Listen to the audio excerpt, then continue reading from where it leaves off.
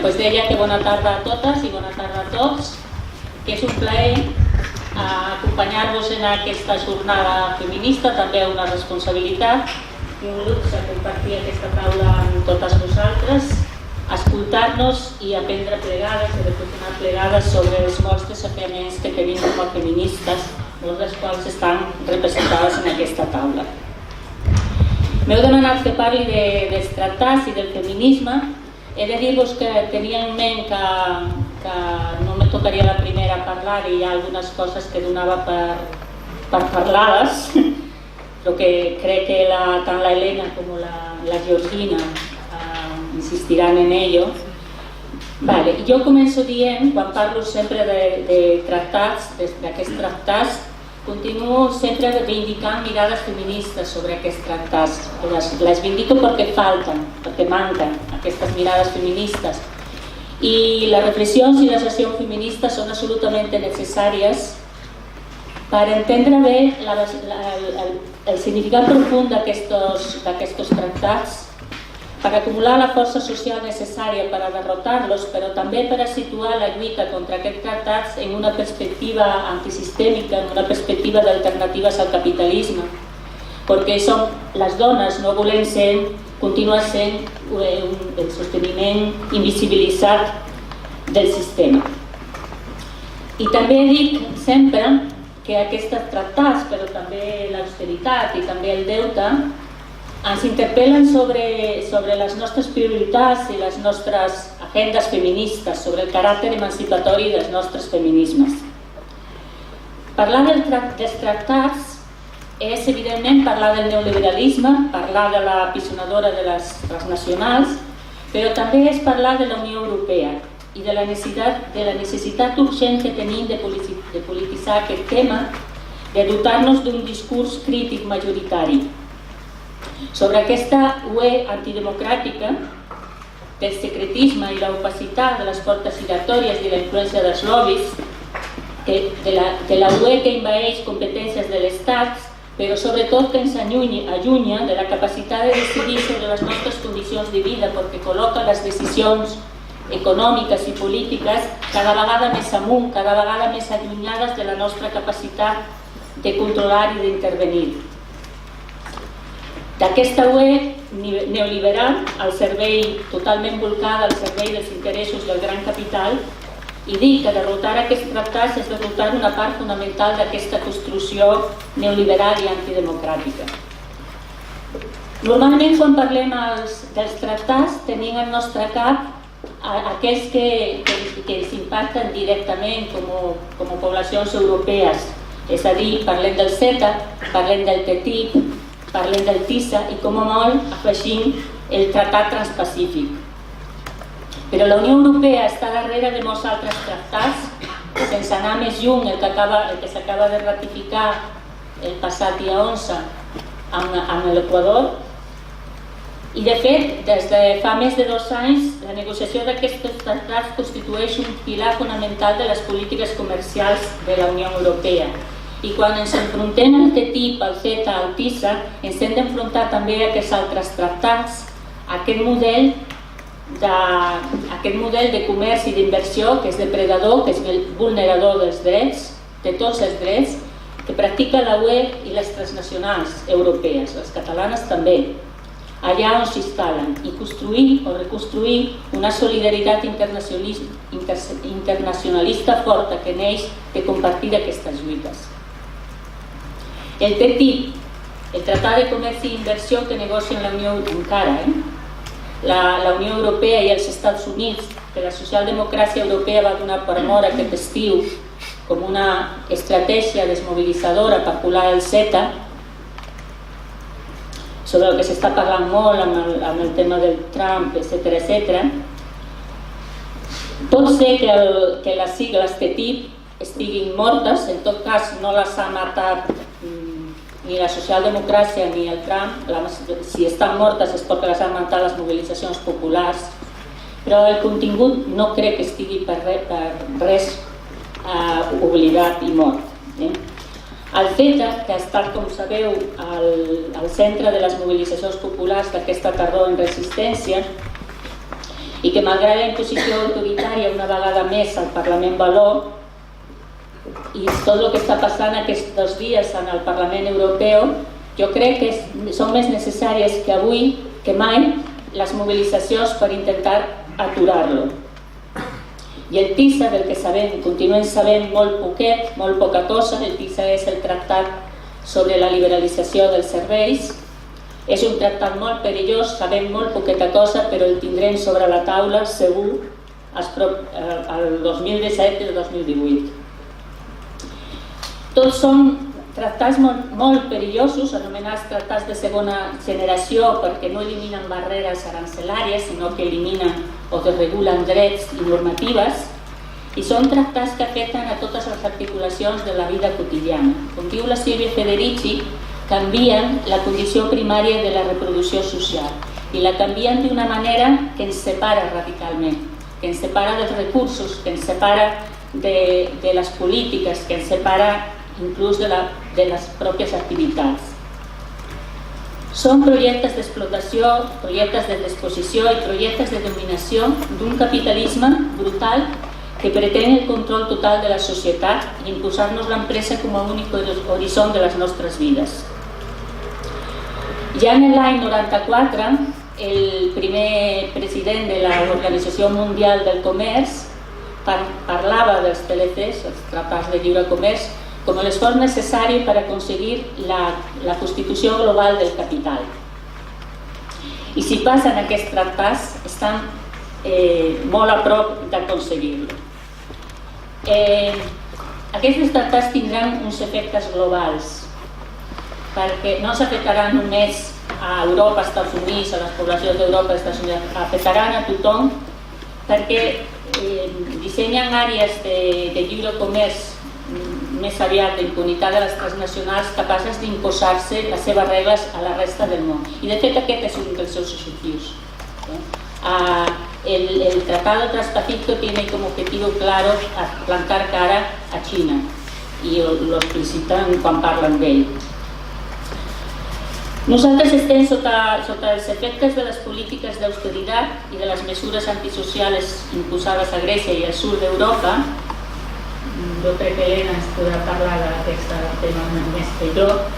I sobre aquests nivells de pobresa, aquests nivells de desigualtats i de violències que avalen aquests tractats, que venen a assegurar tot allò que ja està aconseguit, ampliar-lo, aprofundir-lo i sobretot fer-lo irreversible almenys per un llarg període de temps. Aquests tractats estan trufats de clàusules, mecanismes i reglaments molt coercitius, molt mercantilitzadors i molt protectors de la inversió privada que persegueixen eliminar definitivament tota trava política i jurídica al desplegament de la lògica capitalista. Pretenen una expansió del mercat capitalista a més de regulacions, més mercantilització i més privatització, la triada del neoliberalisme, cooptar els estats, quebrant la possibilitat d'implementar polítiques públiques, ja siguin estatals, ja siguin de país o municipals, a favor de les majories nacionals, i blindar els drets de les transnacionals, dotar a les transnacionals d'un estatus preferent com a subjecte de drets a les necessitats més bàsiques de les poblacions. Hi ha tot un apartat que es diu, eufemísticament, però es diu així, cooperació regulatòria.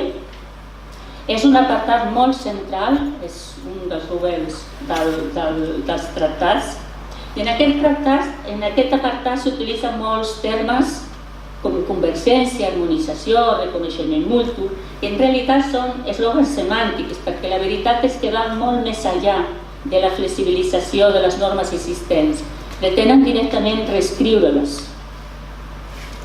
Apareix així una institució que és el Consell de Cooperació Regulatòria, que és una comissió tècnica de funcionaris sobre els que no tindrem cap mena de control, no els hem elegit, no sabrem ni quins són, però aquesta comissió tècnica tindrà un enorme poder polític, perquè podran decidir sobre temes fonamentals per a nosaltres. Poden passar analitzar totes les iniciatives legislatives a la llum dels principis del tractat, només en criteri de comerç i d'inversió. Mesures políticas legitimadas democráticamente, como garantir els subministraments bàsics o recuperar l'habitatge públic o paralitzar privatitzacions o relocalitzar serveis, podrien ser vetades o modificades per aquest Consell, inclús molt abans de que qualsevol Parlament les discutís. I el que encara és més greu és que aquest Consell de Cooperació Regulatòria fa d'aquests tractats, almenys del TTIP, un tractat viu, que vol dir que podrà seguir regulant molt més enllà de l'etapa de negociacions, i ho farà d'una manera encara més oculta que durant les negociacions. Contenen moltes altres clàusules mercantilitzadores i que poden paralitzar qualsevol intent de canvi. Per exemple, la clàusula del tracte nacional en la contractació pública, que ve a dir més o menys que els concursos de licitació d'obra pública s'han d'obrir sí o sí a les transnacionals i que aquestes concurriran en igualtat de condicions que una empresa nacional, que una PIME, que una cooperativa, que una empresa d'economia social. I ens preguntem on quedaran les clàusules socials, on quedaran el primar altres models econòmics, etc.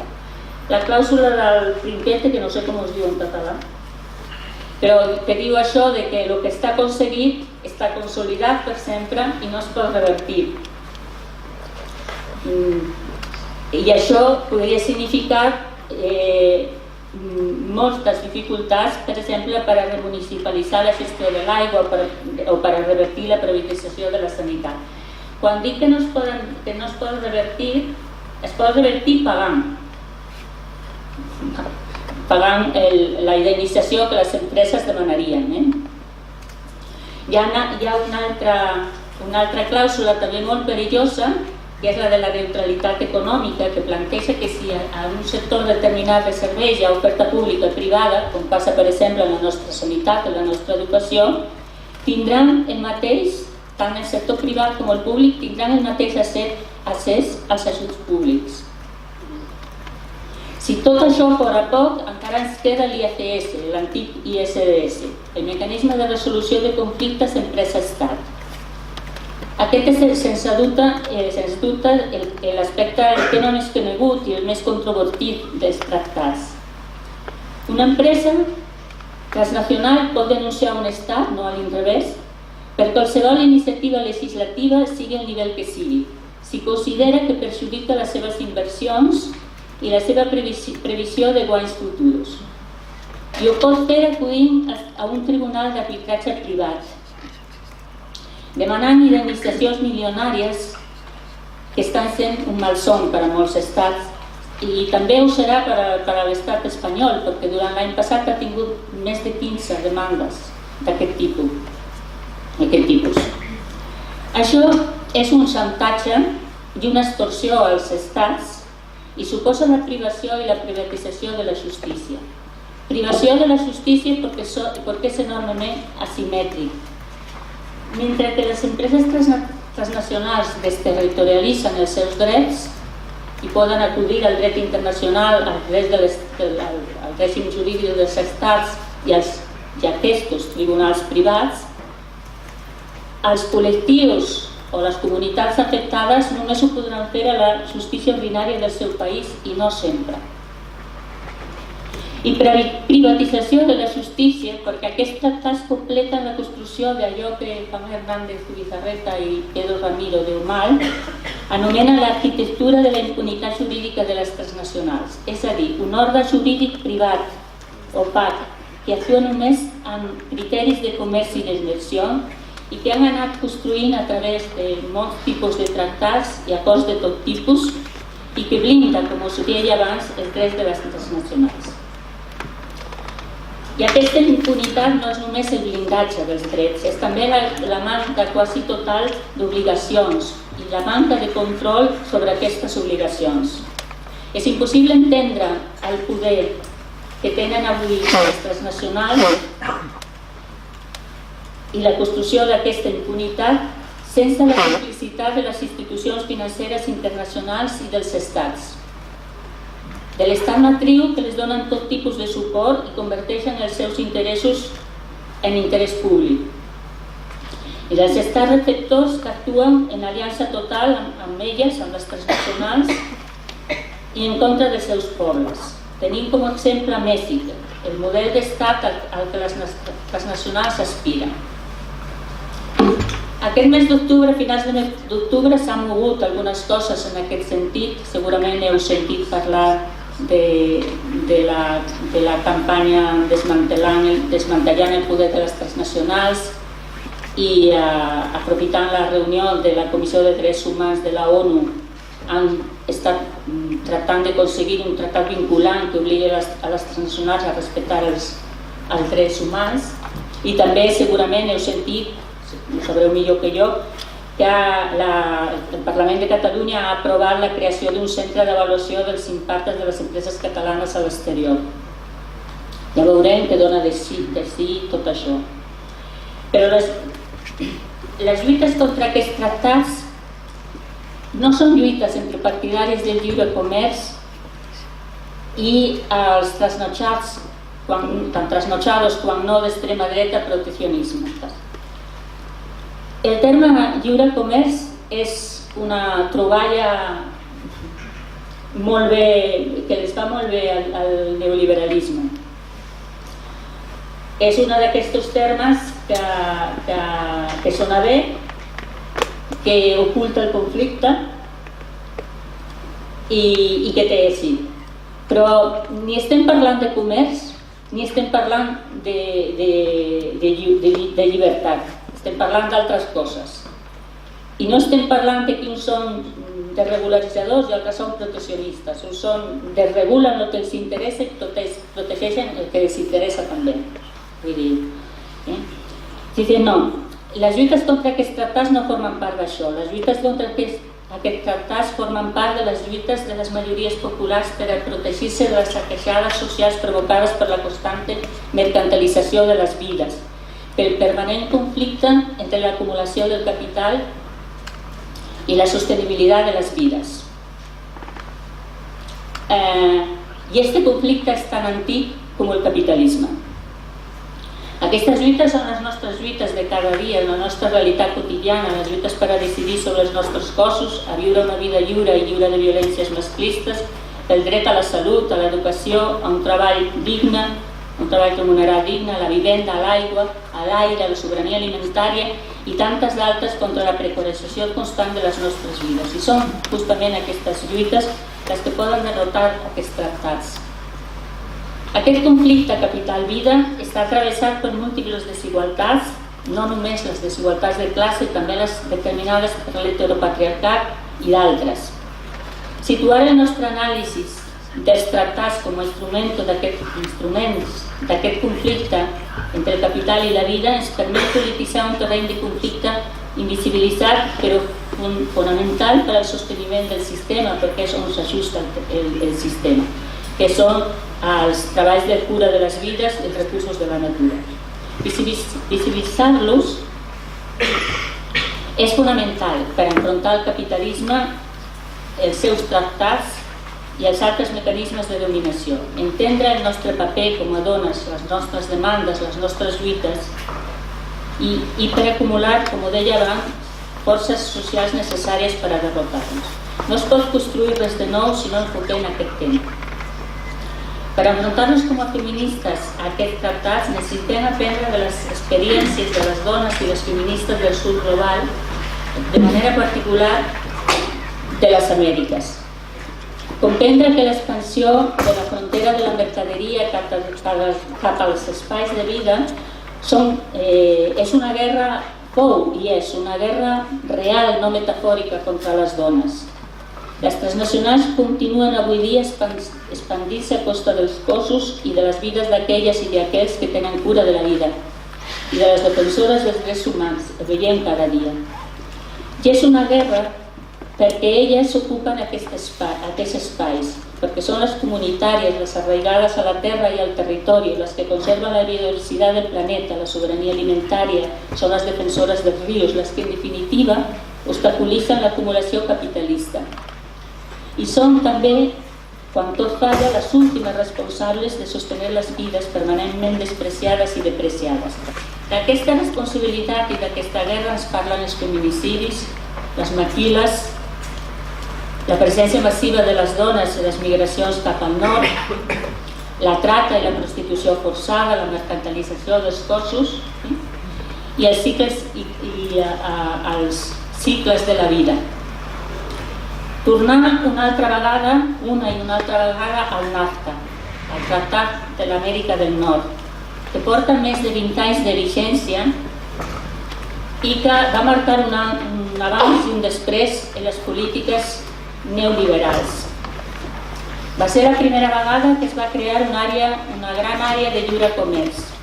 Va ser la primera vegada també que tota la legislació d'un país es va adaptar als principis d'un tractat que va comportar la desaparició de l'estat de dret i l'Estat es va convertir en el gran facilitador dels negocis privats i en el repressor dels moviments populars. Crec que els efectes d'aquest tractat va tenir efectes brutals per les homes, les dones i els pobles de Mèxic, però també per les classes populars dels Estats Units, i crec que va planejar, que aquestes conseqüències van planejar en les eleccions últimes dels Estats Units. Preguntar-nos què té a veure aquest tractat amb el fenomen que coneixem ara com les noves guerres.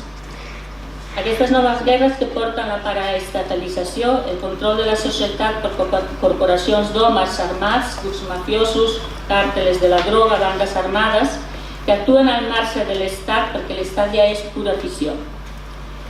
I també la seva manera, no és només això, sinó la seva manera d'actuar d'una crueltat destinada a produir espant, a paralitzar, a trencar els vincles comunitaris i a reconstruir unes masculinitats incapaces de sentir empatia que s'expressen i se reconstrueixen exercint aquesta crueltat.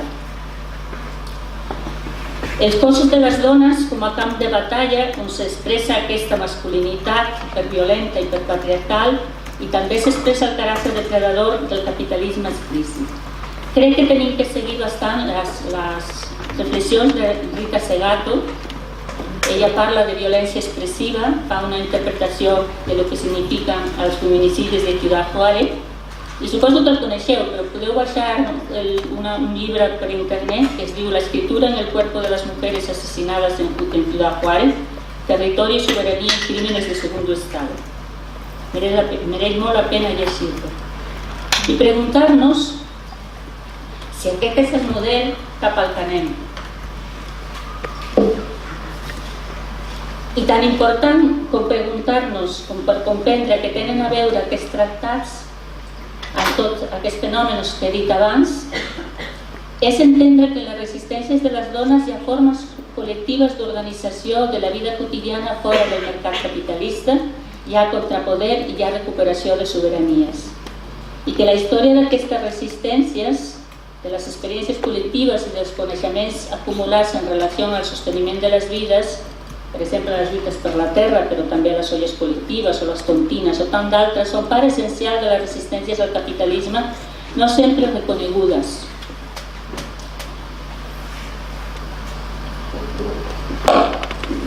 Jo crec que part d'aquesta guerra la tenim aquí.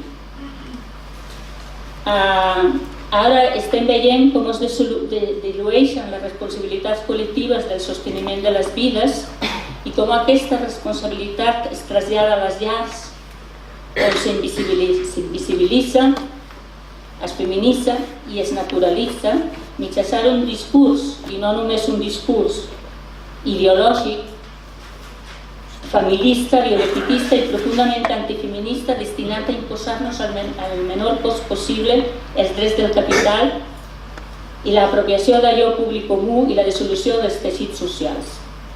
Jo crec que sobretot això va incidir molt, crec jo, Ara que es criminalitzen les lluites i que es volen imposar aquests tractats i que els elements bàsics necessaris per a la reproducció social de les vides de milions de persones a tot el món estan sent destruïdes, la reconstrucció de les vides quotidianes és una possibilitat i una necessitat urgent. I si partim de l'acord que existeix un conflicte entre el capital i la vida i que aquest conflicte és irresoluble en aquest model i que necessitem transitar cap a un altre model que posi les necessitats de les persones en el centre, és absolutament necessari obrir un debat i democratitzar aquest debat. Són necessàries moltes mirades, no només la feminista, no només l'ecologista, moltes altres, sobre l'horitzó vers el que volem caminar, què vida volem, per aquí aquestes vides, com es corresponsabilitzem, a què estem disposats i disposades a renunciar, quines estratègies per aconseguir-ho. I per a poder fer aquest trànsit són absolutament necessàries les lluites de resistència a l'expansió del capital. Entre altres, la resistència a aquests tractats, però també contra les privatitzacions dels serveis públics, contra el fracking, contra la mineria a cel obert que tenim, contra la mercantilització de dimensions de la vida. Jo crec que com hi ha algunes que poden respondre a totes i hi ha d'altres que si no les posem sobre la taula les feministes no les discutirem, es passaran. Per exemple, jo crec que tenim un desafiament gran en el tema, per exemple, de la maternitat prorrogada. Crec que és un tema que ens vendrà a sobre. I també necessitem lluites que responguin a les necessitats socials urgents, necessitats de la vida urgents, i que ho facin avançant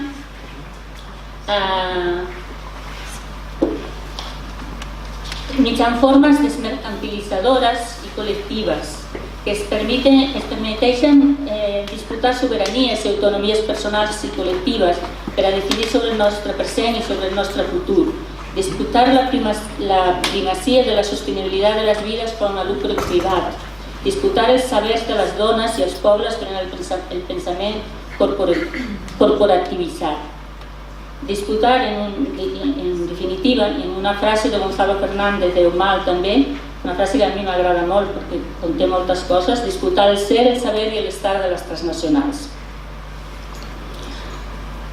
Estic parlant de lluites també emancipadores, i aquestes lluites han d'estar arrelades als cossos, encarnades i arrelades al territori, que es reconeguin i els defensin.